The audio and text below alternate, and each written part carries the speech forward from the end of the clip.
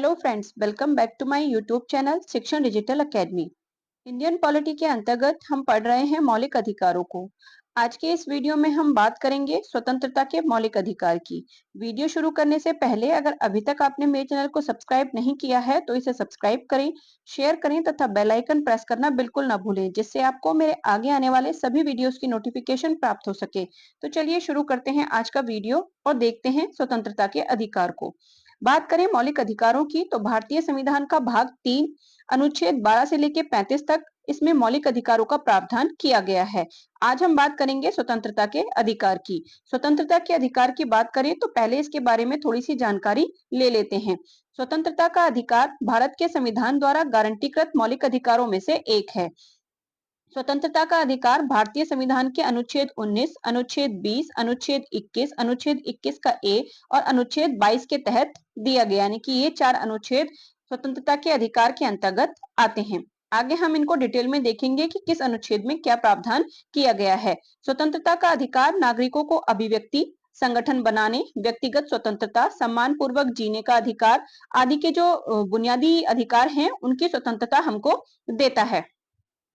अब हम बात करते हैं एक एक करके जो ये आर्टिकल हैं उनके बारे में कि उनमें स्वतंत्रता से संबंधित क्या प्रावधान किए गए हैं। तो सबसे पहले हम बात करेंगे अनुच्छेद 19 की। अनुच्छेद 19 में दिया गया है विचार एवं अभिव्यक्ति की स्वतंत्रता, यानी कि हमको अपने मन के जो विचार हैं उनको व्यक्त करने की स्वतंत्रता है। भारतीय संविधान का अनुच्छेद 19 6 स्वतंत्रताओं की गारंटी देता है, यानी कि अनुच्छेद 19 जो है जिसमें विचार और अभिव्यक्ति की स्वतंत्रता है, इसमें 6 तरह की स्वतंत्रता, यानी कि अपने विचारों को हम 6 तरीकों से व्यक्त कर सकते हैं। तो एक एक करके उनको देखते हैं। तो सबसे पहला जो आता है इसमें वो आता है अभिव्यक्ति और भाषण की स्वतंत्रता, यानी कि हमें बोलने की स्वतंत्रता है, अपने मन के जो विचार हैं उनको अभिव्यक्त करने की स्वतंत्रता है।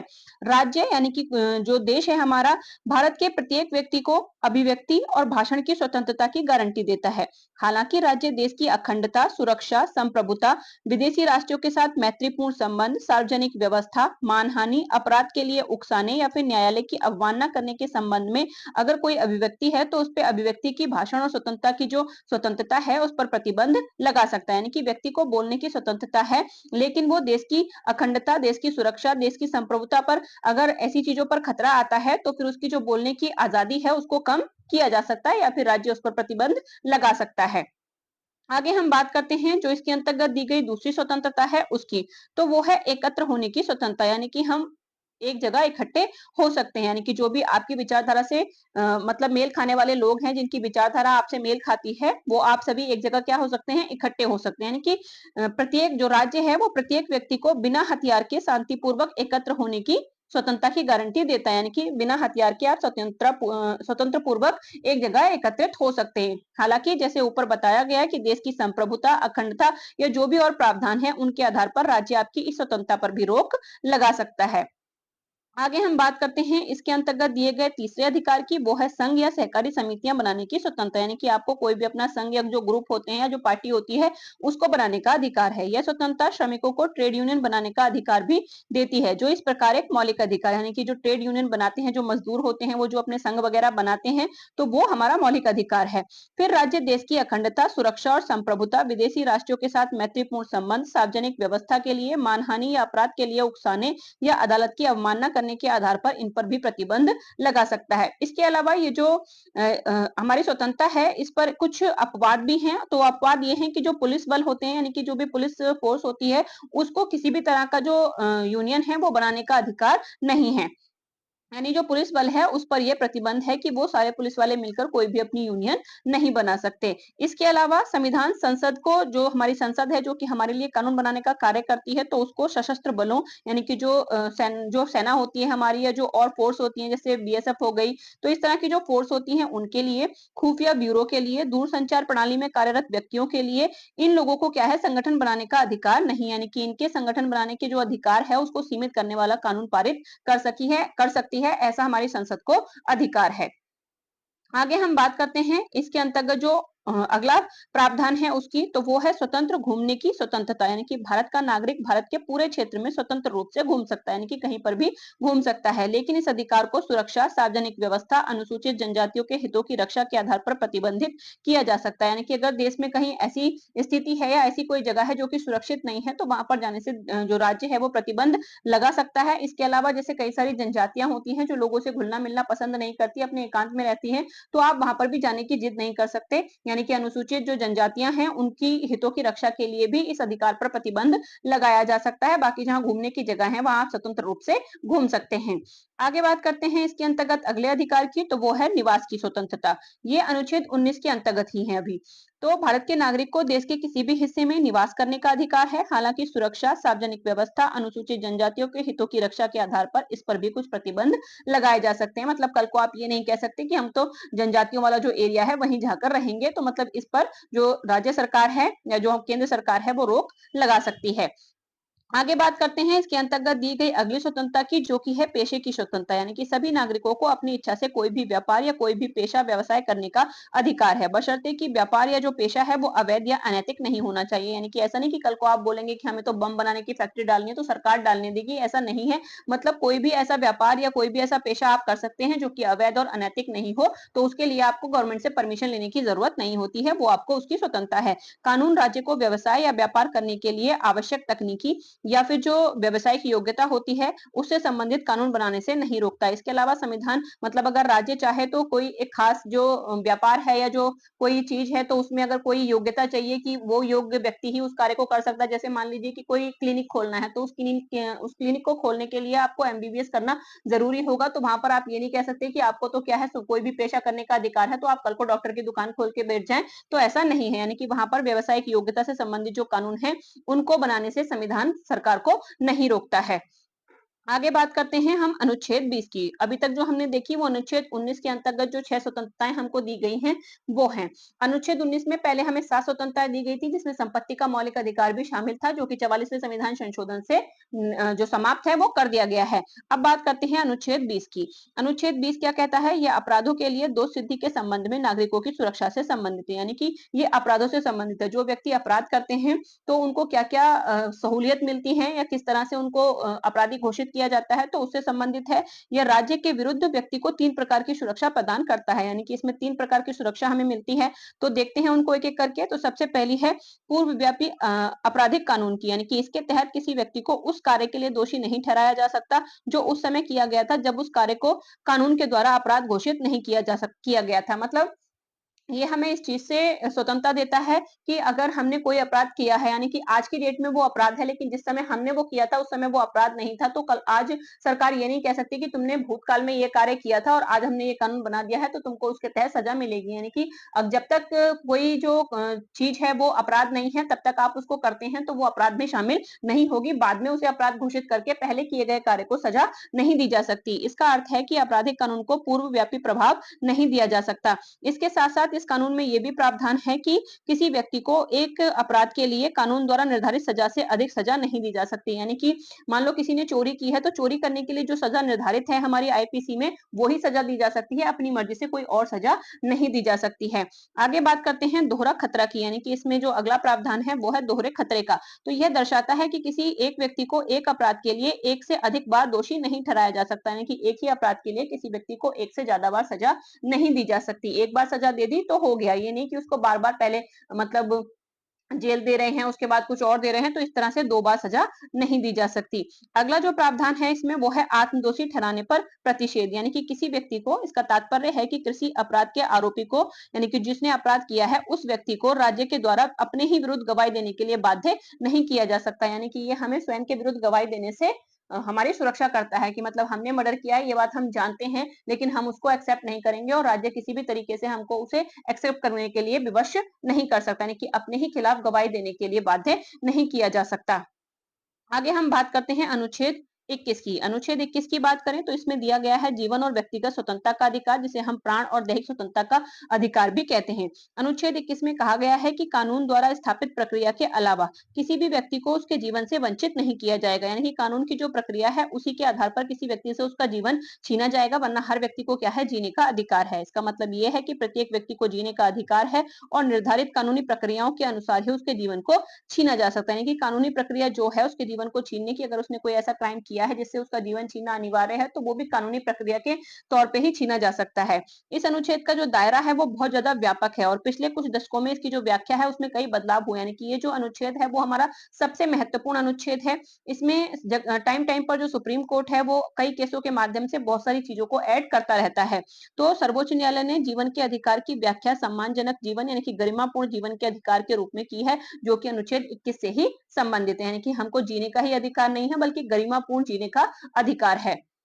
आगे बात करें तो भारत के सर्वोच्च न्यायालय ने इस अधिकार को मौलिक अधिकारों का हृदय बताया, यानी कि सबसे ज्यादा जो इंपॉर्टेंट अगर कोई अधिकार हमारे लिए है तो वो अनुच्छेद 21 है।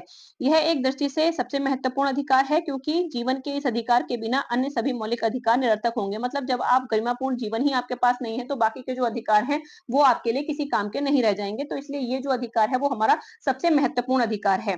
आगे बात करते हैं तो यह अनुच्छेद जो पुलिस और राज्य और संवैधानिक राज्य के बीच अंतर करता है, यानी कि इसी अनुच्छेद से हमें पता चलता है कि जो पुलिस राज्य है वो क्या होता है और जो संवैधानिक राज्य होता है वो क्या होता है। क्योंकि संवैधानिक जो राज्य होता है उसमें व्यक्ति को अपने जीवन जीने का अधिकार होता है, उसे बहुत सारी स्वतंत्रताएं प्राप्त होती हैं, अपने अधिकार प्राप्त होते हैं, जबकि जो पुलिस राज्य होता है यानी कि जिसे सैनिक राज्य कहते हैं उसमें ऐसा कुछ नहीं प्राप्त होता है। तो ये वही अनुच्छेद है जो हमें बताता है कि एक पुलिस राज्य और एक संवैधानिक राज्य के बीच क्या अंतर होता है। आगे बात करें तो न्यायालय के द्वारा अपने पूर्व दिए गए निर्णयों के आधार पर अनुच्छेद 21 के अंतर्गत आने वाले कुछ अधिकारों की सूची यहाँ पर दी गई है कि अनुच्छेद 21 में समय समय पर जो सुप्रीम कोर्ट है हमारा उसने कौन कौन से अधिकारों को शामिल किया है। तो इसमें निजता का अधिकार यानी कि प्राइवेसी का अधिकार, विदेश जाने का अधिकार, आश्रय का अधिकार, एकांत कारावास के विरुद्ध अधिकार यानी कि किसी भी व्यक्ति को एकांत जेल में नहीं रखा जा सकता, वहां पे किसी के साथ ही उसे जेल में रखना होगा, सामाजिक न्याय और आर्थिक सशक्तिकरण का अधिकार, हथकड़ी लगाने के विरुद्ध अधिकार, हिरासत में मृत्यु के विरुद्ध अधिकार यानी कि किसी व्यक्ति की हिरासत में मृत्यु नहीं होगी, इस बात का जो पुलिस है वो वहां ध्यान रखेगी। विलंबित निष्पादन के विरुद्ध अधिकार यानी कि किसी जो कोई कार्य है वो निष्पादित होने में उसको टाइम लग रहा है तो उसके विरुद्ध अधिकार, डॉक्टरों की सहायता प्राप्त करने का अधिकार, सार्वजनिक फांसी के विरुद्ध अधिकार, सांस्कृतिक विरासत का संरक्षण का अधिकार, प्रदूषण मुक्त जल और वायु का अधिकार, इसके अलावा प्रत्येक बच्चे को पूर्ण विकास प्राप्त करने का अधिकार, स्वास्थ्य और चिकित्सा संबंधी जो सहायता होती है उसका अधिकार, शिक्षा का अधिकार, विचाराधीन कैदियों की सुरक्षा का अधिकार, सूचना का अधिकार, अपनी इच्छा के अनुसार विवाह करने का अधिकार, निशुल्क पानी और हवा का अधिकार, इसके साथ साथ जो हमारी नींद का अधिकार है वो भी इसमें सुप्रीम कोर्ट के द्वारा शामिल किया गया है। और भी बहुत से अधिकार हैं जो इसके अंतर्गत शामिल किए गए हैं, यानी कि कुल मिलाकर देखा जाए तो ये जो अधिकार है वो हमारे उसका सबसे ज्यादा महत्वपूर्ण अधिकार है। आगे हम बात करते हैं अनुच्छेद 21 के ए का। अभी हमने अनुच्छेद 21 देखा, ये अनुच्छेद 21 का ए है। तो इसमें क्या है, निशुल्क और अनिवार्य शिक्षा का अधिकार दिया गया है। ये जो अधिकार है वो सिर्फ 6 से 14 वर्ष के जो बालक हैं उनके लिए ही दिया गया है। यह जो अनुच्छेद है वो 2002 में 86वें संविधान संशोधन के द्वारा इसमें जोड़ा गया था। इसमें प्रावधान है कि राज्य 6 से 14 वर्ष की आयु के सभी बच्चों को मुफ्त और अनिवार्य शिक्षा प्रदान करेगा, यानी कि ये शिक्षा का अधिकार है 6 से 14 वर्ष के बच्चों के लिए, जिसे 2002 में 86वें संविधान संशोधन से जोड़ा गया था। आगे हम बात करते हैं अनुच्छेद 22 की। अनुच्छेद 22 कुछ मामलों में गिरफ्तारी और नजरबंदी के विरुद्ध संरक्षण प्रदान करता है, यानी कि कुछ मामलों में गिरफ्तारी पर रोक लगाता है। यह प्रावधान गिरफ्तारी की स्थिति में व्यक्ति के लिए कुछ प्रक्रियागत सुरक्षा उपाय प्रदान करता है, यानी कि किसी व्यक्ति को अगर गिरफ्तार किया जाता है तो उसके क्या क्या अधिकार होंगे गिरफ्तारी के बाद, उनकी व्याख्या करता है। यह अनुच्छेद नागरिक और गैर नागरिक दोनों पर ही लागू होता है। यह अधिकार तब लागू होता है जब किसी व्यक्ति को गिरफ्तार कर लिया जाता है, यानी कि जब किसी को गिरफ्तार किया जाता है तब यह अधिकार हमें मिलता है। परंतु यह हिरासत और गिरफ्तारी के खिलाफ कोई मौलिक अधिकार नहीं है। कहने का मतलब आप ये नहीं कह सकते कि आप हमें गिरफ्तार नहीं कर सकते क्योंकि गिरफ्तारी के विरुद्ध तो हमारा मौलिक अधिकार है, बल्कि यह अधिकार पीछे का विचार जो है वो मनमाने ढंग से गिरफ्तारी और हिरासत से रोकना, यानी कि गिरफ्तार करने के लिए आपका मौलिक अधिकार नहीं है, बल्कि अगर आपने कोई क्राइम नहीं किया है तो मनमाने ढंग से कोई आपको गिरफ्तार नहीं कर सकता, इस बात की आपको छूट देता है। आगे बात करते हैं कि इस अनुच्छेद में क्या क्या प्रावधान किए गए हैं, कौन कौन से सुरक्षा उपाय हैं जो इस अनुच्छेद के द्वारा हमें दिए गए हैं। तो सबसे पहले हम बात करेंगे अनुच्छेद 22 के 1 की, क्योंकि इसके 3 प्रावधान हैं। तो पहले है अनुच्छेद 22 का 1, जो कि हमें कहता है कि हिरासत में लिए गए किसी भी व्यक्ति को यह बताना होगा कि उसे गिरफ्तार क्यों किया गया, यानी कि जब आपको गिरफ्तार किया जाएगा तो आपको बताया जाएगा कि आपको गिरफ्तार क्यों किया गया है। उसके अलावा वकील से परामर्श करने का अधिकार भी दिया जाएगा, यानी कि आप ये नहीं कह सकते कि आप अपने वकील से बात नहीं कर सकते, यानी कि गिरफ्तारी के जस्ट बाद आपको बताया जाएगा कि आपको क्यों गिरफ्तार किया गया है और अपने मनपसंद के वकील से बातचीत करने के लिए भी आपको दिया जाएगा। आगे बात करते हैं अनुच्छेद 22 के 2 की। तो गिरफ्तार व्यक्ति को गिरफ्तारी के 24 घंटे के भीतर न्यायिक मजिस्ट्रेट के सामने पेश किया जाएगा, यानी कि इसमें क्या है कि आपको गिरफ्तार किया जाएगा, आपको बताया जाएगा क्यों गिरफ्तार किया गया है, आपको अपने वकील से बातचीत करने दी जाएगी, साथ ही साथ 24 घंटे के अंदर आपको जो न्यायिक मजिस्ट्रेट है यानी कि जो जज है उसके सामने पेश किया जाएगा। लेकिन जो ये 24 घंटे हैं इसमें यात्रा का समय शामिल नहीं होता है। मान लीजिए कि कहीं ऐसी जगह पर गिरफ्तार किया गया है जहां से मेन जो आपको जहां पर जाना है, जहां पेश किया जाना है, वहां पर पहुंचने में ही आपको 2-3 दिन लग जाएंगे, तो वो 24 घंटे से ऊपर का टाइम हो जाता है। इसलिए जो यात्रा का समय है वो इसमें शामिल नहीं किया जाता है। बाकी अगर पास में ही है तो 24 घंटे के अंदर आपको न्यायिक मजिस्ट्रेट के सामने पेश किया जाएगा। आगे हम बात करते हैं इसके तीसरे प्रावधान की, जो कि है अनुच्छेद 22 का 3।